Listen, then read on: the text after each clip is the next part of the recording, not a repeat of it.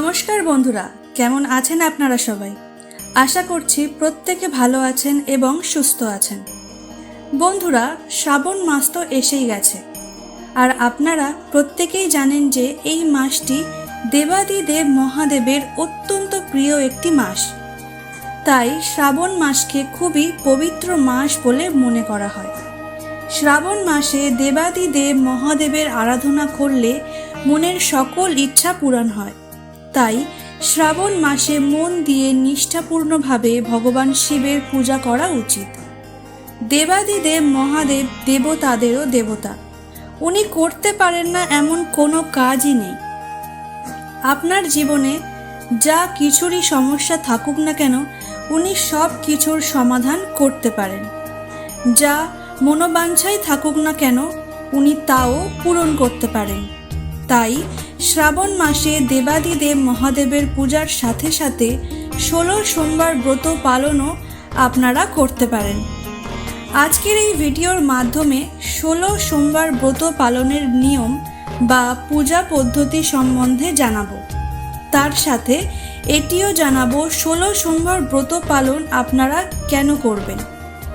বন্ধুরা, বাড়িতে বা মন্দিরে শিবের মাথায় দুধ বেলপাতা দিয়েই শিবের পূজা করা হয়। নিষ্ঠা ভরে শিবের আরাধনা করতে হলে 16 সোমবার নিয়ম মেনে এই ব্রত পালন করা উচিত। হিন্দু ধর্মে সপ্তাহের প্রতিটি দিনই কোনো না কোনো ঈশ্বর বা দেবীর উদ্দেশ্যে উৎসর্গ করা হয়। ঠিক তেমনি সোমবার ভগবান শিবের পূজা করার দিন বলে মনে করা হয়। প্রতি সোমবার তার পূজা করার পাশাপাশি ভক্তরা শিবকে সন্তুষ্ট করতে উপবাসও করেন। অনেকেই বিশ্বাস করেন এই দিন মহাদেবের আশীর্বাদ ও সৌভাগ্য বর্ষণ করেন, ভক্তদের দুঃখ কষ্টও দূর করেন। শিব হলেন হিন্দুদের সর্বোচ্চ দেবতা। সনাতন ধর্মে শাস্ত্রসমূহে তিনি পরম সত্তা রূপে ঘোষিত। শিব সৃষ্টি, স্থিতি, প্রলয় রূপ 3 রকমের কারক। সর্বোচ্চ স্তরে শিবকে সর্ব উৎকর্ষ, অপরিবর্তনীয় পরম ব্রহ্ম মনে করা হয়। হিন্দু ধর্মে শাস্ত্রে মহাদেবকে খুশি করার কিছু উপায় রয়েছে। সব বিপদ থেকে রক্ষা পেতে ও গৃহে সুখ, সমৃদ্ধি ও শান্তিতে জীবনযাপন করতে প্রতি সোমবার 16 সোমবার পালন করা উচিত।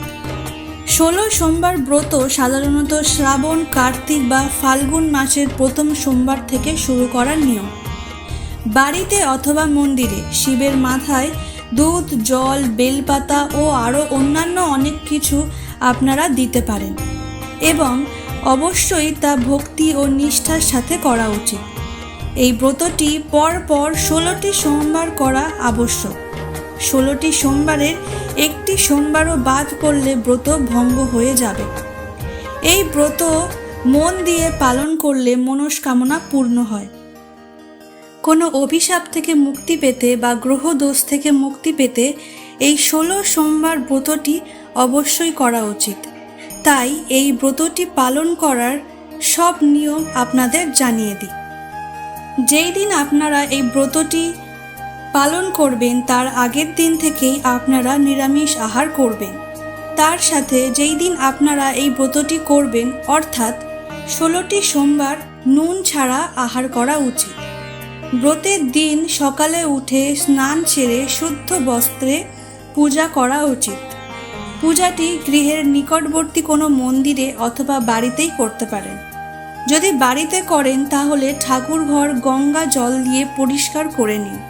তারপর পূজার জন্যে গঙ্গা জল, ঘি, দই, বেলপাতা, ধুতরা ও আকন্দ ফুল, মধু, চন্দন ও আতপ চাল নিয়ে পূজা করতে বসুন। প্রথমেই আপনারা ঘি, মধু ও দই দিয়ে মহাদেবকে স্নান করান। তারপর এক এক করে আতপ চাল, চন্দন দিয়ে 5টি বেলপাতা ভগবান শিবকে অর্পণ করুন। এখানে বেলপাতায় চন্দন লাগিয়ে শিবলিঙ্গে অর্পণ করাটা অবশ্যই প্রয়োজন। সাথে ধুতরা ও আকন্দ ফুল দিয়ে গঙ্গার জল অর্পণ করে দেবেন। প্রতি সোমবারই শিবলিঙ্গে একটি করে ফল অর্পণ করা উচিত। ফল আপনারা নিজেদের ইচ্ছা মতো দিতে পারেন, তবে বেল ফল বা কলা দেওয়াটা অত্যন্ত শুভ বলে মনে করা হয়। একটি কথা আপনাদের মাথায় রাখতে হবে, পূজাটি আপনারা যতক্ষণই করবেন ততক্ষণই ওম নমঃ শিবায় মন্ত্রটি জপ করবেন। পূজার শেষে আপনারা অবশ্যই করে শিব ব্রত কথা শুনে নেবেন।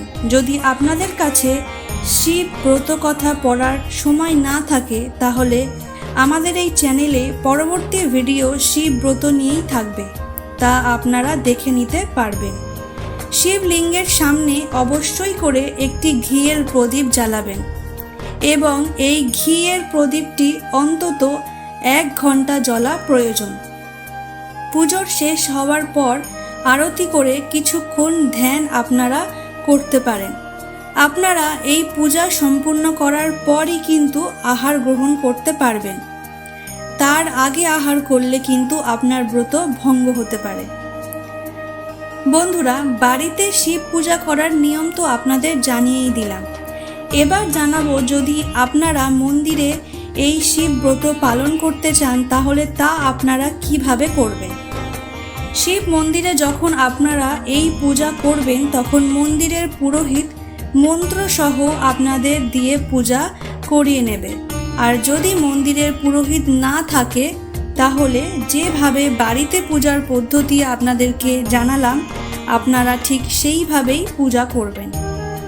এই পবিত্র শ্রাবণ মাসকে আপনারা একেবারেই ব্যর্থ যেতে দেবেন না।